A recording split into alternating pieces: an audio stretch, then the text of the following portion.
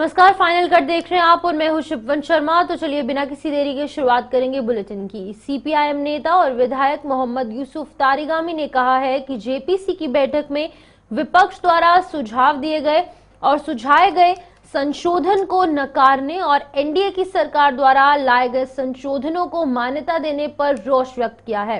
उन्होंने कहा कि इससे ये संदेश गया है कि देश में वही कुछ होगा जो सरकार चाहेगी। जम्मू में आज एक प्रेस कॉन्फ्रेंस के दौरान उन्होंने कहा कि जेपीसी का गठन इसीलिए किया गया था कि देश के किसी कानून को लागू करने से पहले वो सत्ता पक्ष और विपक्ष दोनों की सुने। इसे विडंबना कहा जाएगा कि जेपीसी भी अपनी जिम्मेदारी सही ढंग से नहीं निभा पाई है। नहीं, जहां तक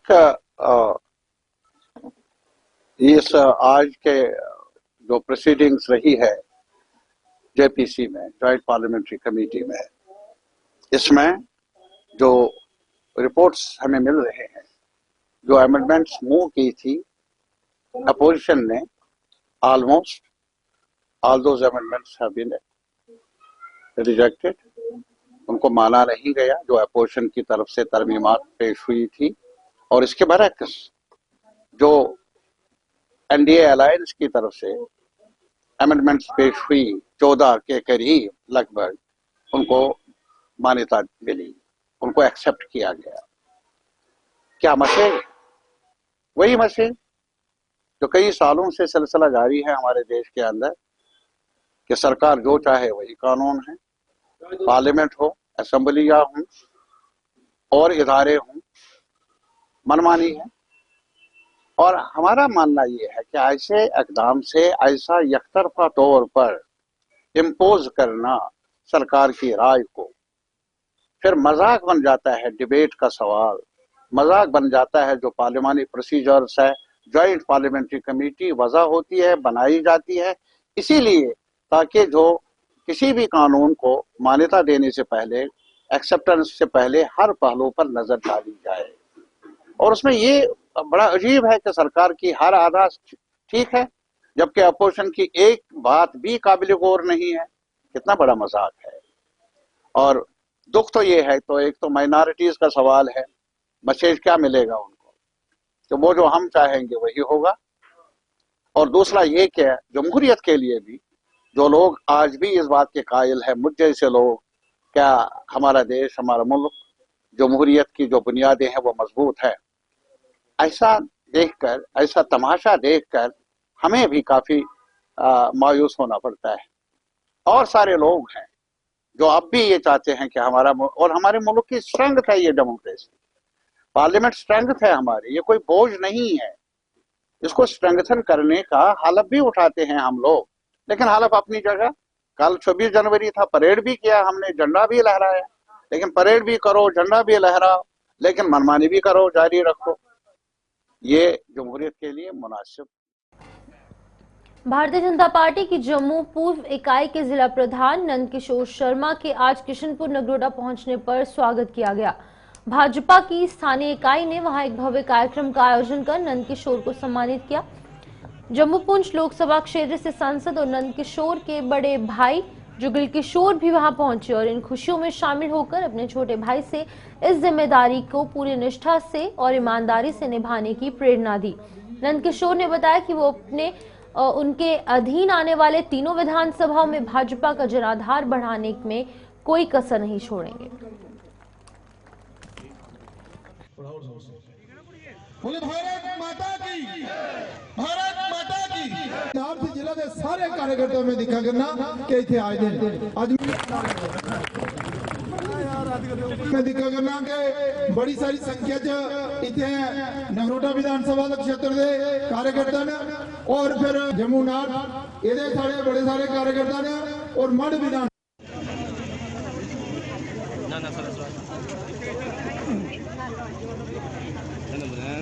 कि पार्टी ने आप पर फिर भरोसा किया है।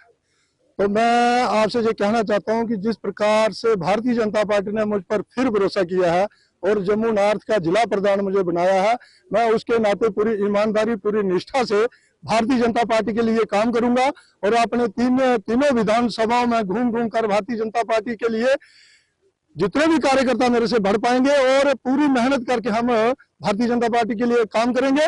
और ये जो जिम्मेवारी भारतीय जनता पार्टी ने मुझ पर सौंपी है, इसको मैं बखूबी पूरी ईमानदारी से इसको निभाऊंगा।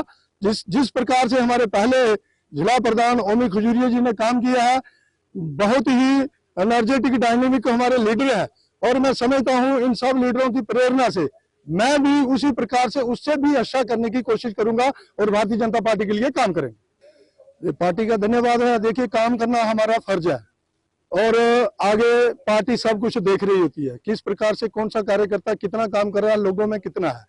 और मैं समझता हूं कि एक अच्छे कार्यकर्ता का दायित्व यही बनता है कि वो काम करता चले और बाकी सब पार्टी पे छोड़ दे। भारतीय जनता पार्टी सब देख रही है तो कुछ अच्छा ही होगा।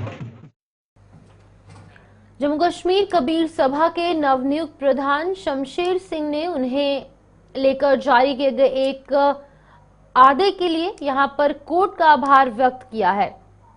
जम्मू में आज एक प्रेस कॉन्फ्रेंस के दौरान शमशेर चंद ने बताया है कि कोर्ट ने उन्हें सभा के हेड के रूप में काम करने की अनुमति दे दी है, जिसके लिए कि वो उसके आभारी हैं। उन्होंने सभा के पूर्व प्रधान फकीर चंद भगत पर भी कई संगीन आरोप लगाए हैं। उन्होंने एक मंदिर का कि उन्होंने हमारी बात को सुना और अभी 20-21 तरीक को वो सामने उन्होंने कोर्ट ने हमें स्टे ऑर्डर दिया है कि मैं शमशेर चंद अनपोज जो इलेक्टेड है वो कंटिन्यू है जो प्रेसिडेंट वर्क कर रहे हैं अपनी समाज के लिए, अपनी सभा के लिए।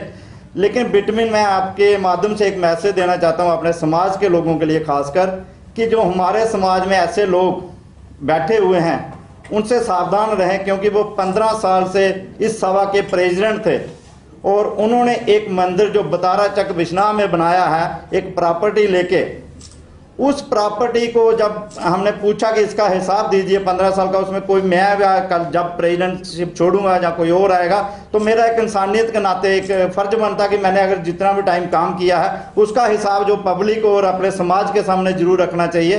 सवाल एक्स प्रेसिडेंट श्री फकीर चंद भगत साहब से है कि वो ऐसा कौन सा ऐसा वहां पे कोई चीज उन्होंने की है जो समाज को नहीं बताना चाहते।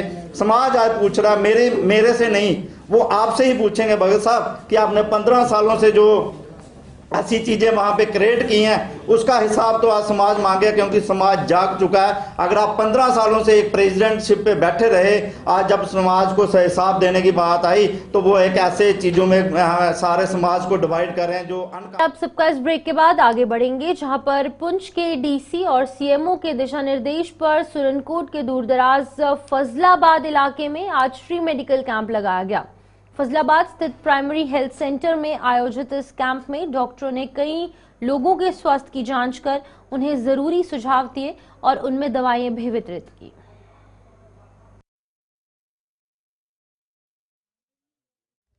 जी, वडी डी साहब के ऑर्डर और सीएमओ साहब के हुक्म से हम ये जो फजलाबाद का गांव है ये डिस्ट्रिक्ट पुंछ का मोस्ट पॉपुलेटेड एरिया है, काफ़ी सारी आबादी का एरिया है ये। तो यहाँ पे जो प्राइमरी फैसिलिटीज़ लोगों के वहाँ हॉस्पिटल में ना पहुँच पाने की वजह से हमने चाहा कि यहाँ जो है हम लोगों को free medicine, free test provide कर सकें। उसी के वजह से हमने यहाँ ये कैंप रखा है जिसमें मेडिसिन फ्री दी गई है, फ्री चेकअप किया गया है और हेल्थ स्क्रीनिंग्स, बहुत सारी कम्युनिकेबल डिजीज़ और हाइजीन और सैनिटेशन के लिए लोगों को अवेयर किया गया है कि लोग अवेयर रहें। जी, आने वाले वक्त में हम बैर और ऊपर जो चीटी भट्टी का एरिया है वहाँ प्लान कर रहे हैं कि कैंप लगे। आरएसपुरा के कई गांवों में सड़कों के किनारे बिना किसी सुरक्षा बाड़ के लगे बिजली के ट्रांसफार्मर यहां रहने वाले लोगों और उनके मवेशियों के लिए घातक साबित हो रहे हैं। इन ट्रांसफार्मरों की चपेट में आने से कई मवेशी जान गंवा चुके हैं और इसके बावजूद भी बिजली विभाग लंबी ताने सोया है।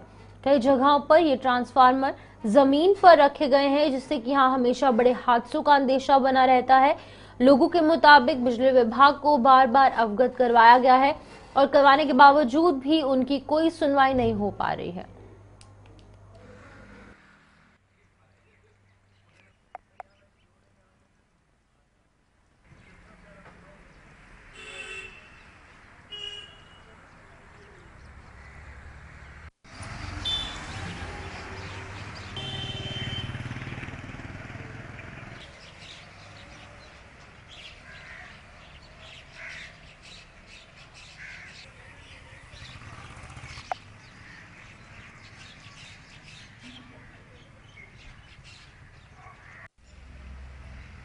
यही कहना चाहते हैं कि ਇਹਦੇ ਕੋਈ ਜੰਗਲਾ ਜੁੰਗਲਾ ਲੱਗਣਾ ਚਾਹੀਦਾ ਹੈ ਚਾਰੋਂ ਤਰਫ ਕਿਉਂਕਿ ਮਾਲ ਮਵੇਸ਼ੀ ਜਾਂ ਕੋਈ ਜੀ ਨੁਕਸਾਨ ਹੋ ਸਕਦਾ ਹੈ। ਇਸ ਵਾਸਤੇ ਅਪੀਲ ਕੀਤੀ ਜਾਂਦੀ ਹੈ ਕਿ ਇੱਥੇ ਜੰਗਲਾ ਲਾਇਆ ਜਾਏ। ਬਹੁਤ ਵਾਰ ਪਹਿਲੇ ਬੋਲਿਆ ਇੱਥੇ ਇੱਕ ਵਾਰ ਗੁਜਰਾਂ ਦੀ ਮੱਝ ਵੀ ਮਰ ਗਈ ਹੈ ਇੱਕ ਜੰਗਲਾ ਨਾ ਹੋਣ ਦੀ ਵਜ੍ਹਾ ਨਾਲ। ਕੋਲਾ ਕੋਠੀ ਸਲਾਮ ਚੱਕ ਜਿੰਨੇ ਵੀ ਹਨ ਸਾਰੇ ਇਸ ਤਰ੍ਹਾਂ ਭੇਜ ਨੇ ਖਾਲੀ ਕੋਈ ਜੰਗਲਾ ਜੁੰਗਲਾ ਕੋਈ ਨਹੀਂ ਲੱਗਾ ਦਾ। ਇੱਥੇ ਜਾਣ ਜਾਣੇ ਦਾ ਖਤਰਾ ਹੋ ਸਕਦਾ ਬੱਚਾ ਮਵੇਸ਼ੀ ਜਾਨਵਰ ਕੋਈ ਵੀ। ਫਿਰ यही रिक्वेस्ट है कि करने आ कि ਇੱਥੇ ਜੰਗਲਾ ਲਵਾਇਆ ਜਾਏ ਜਲਦੀ ਤੋਂ ਜਲਦੀ। ਕਿ ਗੌਰਮੈਂਟ ਅੱਗੇ ਸਾਡੀ ਇਹੋ ਹੀ ਅਪੀਲ ਹੈ ਬਿਜਲੀ ਡਿਪਾਰਟਮੈਂਟ ਵਾਲੇ ਅੱਗੇ ਕਿ ਬਹੁਤ ਦਫਾ ਇਹ ਟਰਾਂਸਫਾਰਮ ਜਿਹੜੇ ਨੇ ਰਸਤੇ ਵਿੱਚ ਲਗਾਏ ਗਏ ਨੇ ਇਹਨਾਂ ਦੀ ਰਿਪੇਅਰ ਨਹੀਂ ਹੋਈ ਗਈ। ਅਸੀਂ ਕਹਿੰਦੇ ਆ ਕਿ ਇਹਨਾਂ ਦੀ ਕੋਈ ਜੰਗਲਾ ਵਗੈਰਾ ਕੋਈ ਵੱਜ ਜਾਏ ਕੋਈ ਕਿਸੇ ਦਾ ਡੰਗਰ ਬੱਚਾ ਕੋਈ ਜੀਵ ਵੀ ਨਾਲ ਨੁਕਸਾਨ ਹੋ ਸਕਦਾ।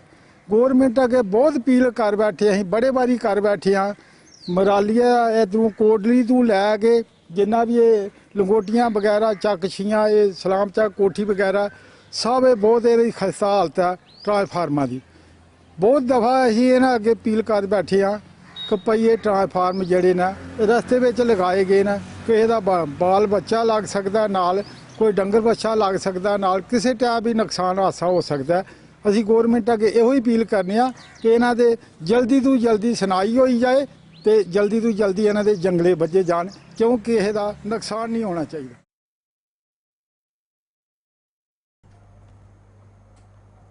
चलिए यहाँ पर वक्त एक और छोटे से ब्रेक का है, जल्द वापस लौटेंगे, आप बने रहे हमारे साथ।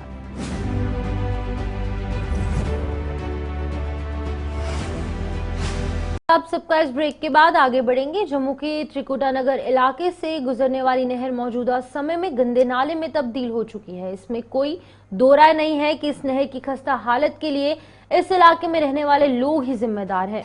लोग अपने घरों से निकलने वाला कूड़ा करकट इस नहर में फेंकने के साथ साथ अन्य चीजें भी इसमें फेंकने से बाज नहीं आ रहे, जो उनकी इस अनपढ़ता को साफ दर्शा रहा है। इसे भी विडंबना ही कहा जाएगा कि ये लोग ही इस नहर की साफ सफाई न करवाए जाने का रोना रो रहे हैं।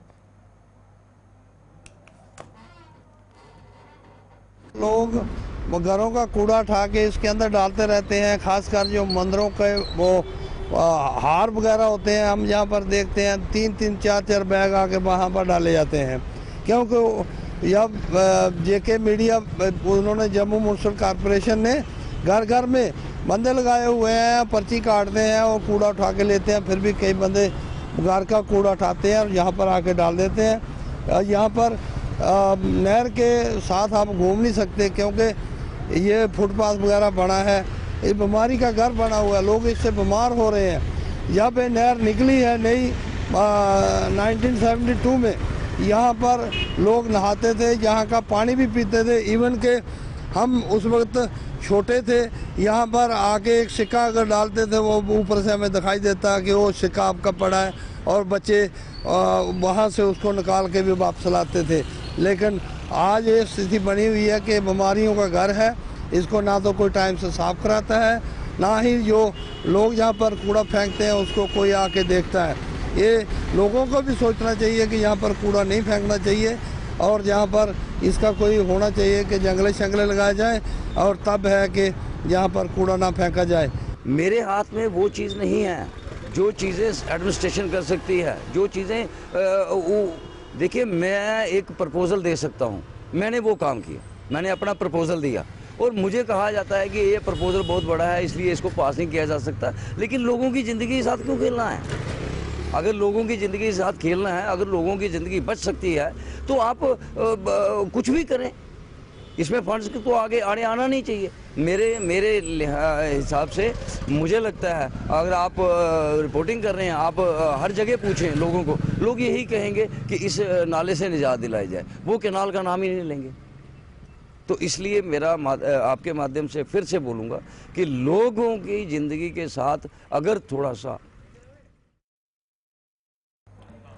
तो चलिए बुलेटिन में इतना ही, दीजिए इजाजत और आप बने रहे गुलिस्तान न्यूज़ के साथ।